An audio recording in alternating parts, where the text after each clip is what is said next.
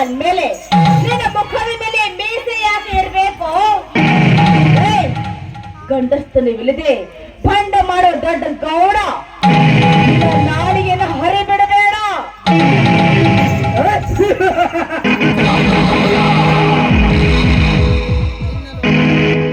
ತಿನ್ನಲು ಅನ್ನವಿಲ್ಲದರ ನಿನ್ನ ರೂಪಕ್ಕೇನು ಕಡಿಮೆ ಶ್ರೀಮಂತಿಕೆ. ಮೂರು ಬಿಟ್ಟು ಹೋದರೇನೆ ಸುಮ್ಮನೆ ಈಗ ತೆಕ್ಕಿ ಇರಬೇಡ. ಬಿತ್ತು ನಿನ್ನ ಬಾಳದ ಹಾಳು ಮಾಡಿಕೊಳ್ಳಬೇಡ. ಹಂಗೆ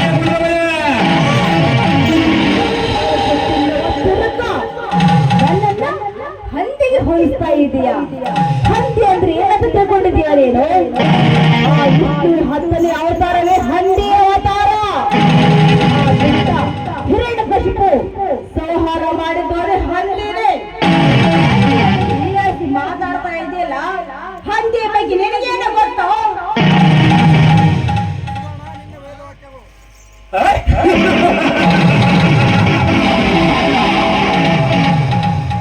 ಸುವರ್ಣ, ನಿನ್ನ ವೇದ ವ್ಯಕ್ತಿಗಳು ಸಾಕು ಮಾಡುವ. ನಿನ್ನಂತೆ ಗಂಡಂದಿರಿಗೆ ಬೋಧನೆ ಮಾಡಿ ನಿಂದ ಬರುವ ಹೊತ್ತಿಗೆ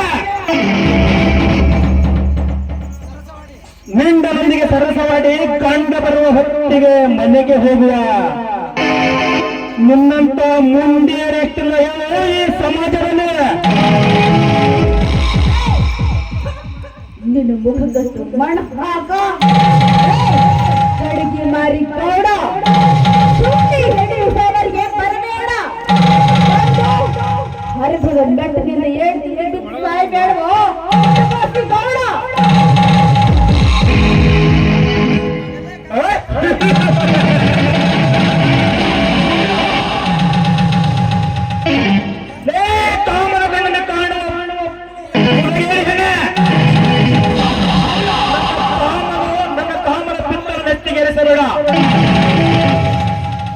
ಸುಮ್ಮನೆ ಬಾಯಿ ಮುಚ್ಚಿಕೊಂಡು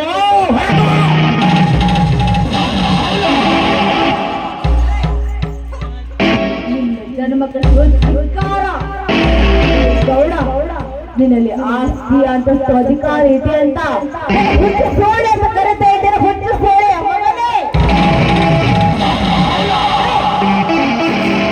ಅಂತಸ್ತಲ್ಲ.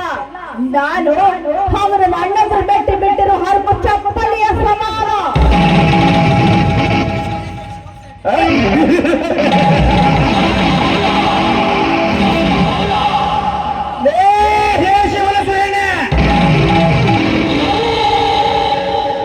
ನನ್ನ ಕಾಮದ ಪೆತ್ತನ್ನು ನೆತ್ತಿಗೇರಿಸಬೇಡ.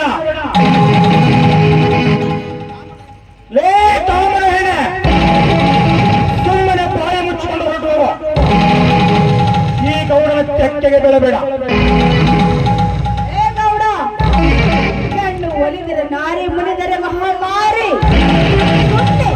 ನನ್ನ ಅಬ್ಬಿಜೋಲಿಗೆ ಬಿದ್ದು ಮೈಯೆಲ್ಲ ಹರ್ಕೋಬೇಡ. ದಾರಿ ಹಿಡಿದು ತಿರು ಹೋಗು.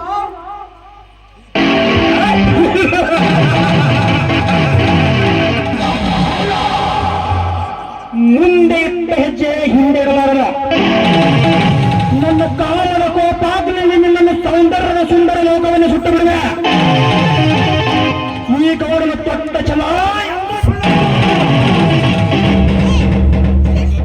ಬೀದಿ ಕಾಮಕ.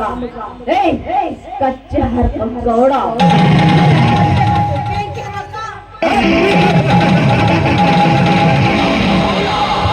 ನನಗೇಕೆ ಬೆಂಕಿ? ಗಂಡನಿಲ್ಲದೆ ನನ್ನಲ್ಲಿ ಪತ್ತಿ ಹೋಗುತ್ತಿರುವ ಶ್ರೀ ಯೌವನ ಸುಖವನ್ನು ಸವಿಯಬೇಕೆಂದು ಅಂದಿನಿಂದ ಇಂದಿನವರೆಗೆ ತಿರುಗುವ ಈ ಗೌಡನಿಗೆ ಬಂದ ತೆಗೆದ ತಕ್ಕ ಸಮಯ.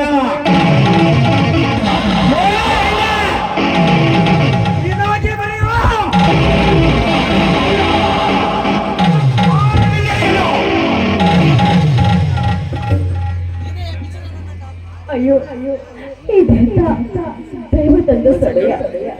ಈ ಹಣ್ಣಿನ ಬಾಳಿಗೆ, ಈ ಹಣ್ಣಿನ ಬಾಳಿಗೆ ನಮ್ಮ ಬರೆದಿರುವ ಶ್ರೀವಲಿಖಿತ ಇದೆ ಅಂತ ಅರ್ಥ. ನಾನು ಏನ್ ತರಬೇಕ ಹೋಗ್ತಾ ಇದ್ದೆ, ನಾನು ಅನ್ಕೊಂಡೆ ಪ್ರವಾಸದಲ್ಲಿ ಚಾಮುಖ ತುಂಬಿದ ನೀರಿನ ತುಂಬಿ ತೊಳುತ್ತಾ ಇದ್ದಾರೆ. ದೇವ, ಈ ದೇವರಿಸಿದ್ದರಿಂದ ನನ್ನ ಸಹಾಯ ಮಾಡು. ನನಗೆ ಏನು ಮಾಡಬೇಕೆಂದು ನನಗೆ ಗೊತ್ತಾಗ್ತಿಲ್ಲ. ಈ ದೇವರಿಸಿದ ನನ್ನ ತಪ್ಪಿಸು ದೇವ.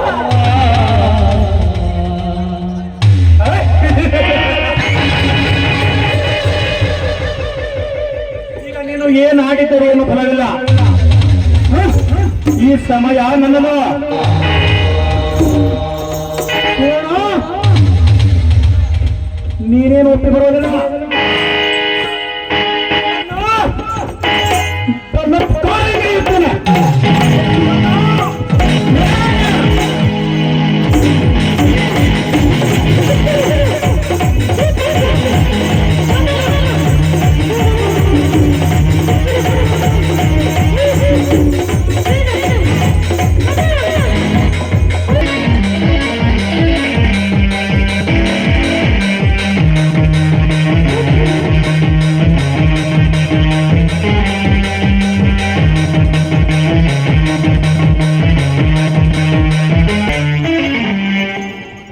ನಮ್ಮ ಮಾಮ ಎಲ್ಲಿ